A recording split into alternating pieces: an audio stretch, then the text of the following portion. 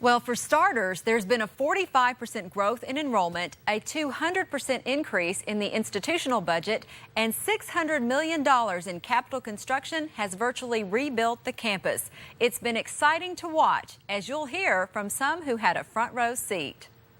When Gary Ransdell was interviewing to become president of WKU, he remembers the Board of Regents issuing a challenge to make a lasting transformation of the university from top to bottom. That is what turned me on about the opportunity to come back to my alma mater, but it's also what the board was very focused on, which I thought was a very progressive and aggressive line of thought from the board at that time. Lois Gray, who became a regent during the search process, says Gary Ransdell exceeded all their expectations. Gary's vision was greater than ours.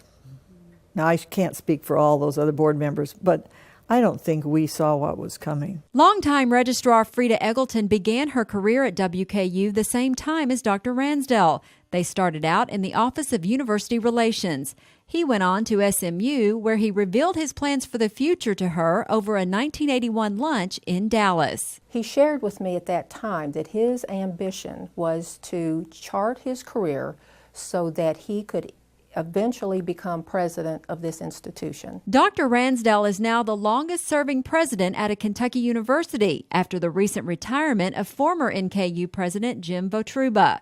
Their tenures coincided with higher education reform in the Commonwealth. Gary and I have spoken often about what was so exciting about that period when we both arrived. And it was the combination of being able to lead an institution, but also participate in this ambitious reform agenda that was taking place. Even without full funding of the reform, lawmakers on both sides of the aisle praise President Ransdell's implementation. President Ransdell has picked up the ball through, and a few other universities have, through their private giving, and has kept the downturn from being totally devastating. And I think Western took advantage of it more than any other university in the state. And I don't say that just because I'm a hometown guy. It's really true.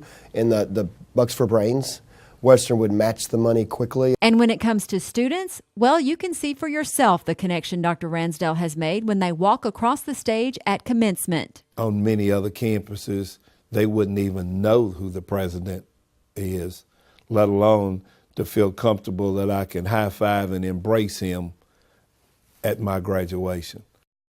Gary Ransdell has no intention of slowing down. In fact, he has many more goals to accomplish over the next several years. With this week's View from the Hill, I'm Amy Bingham.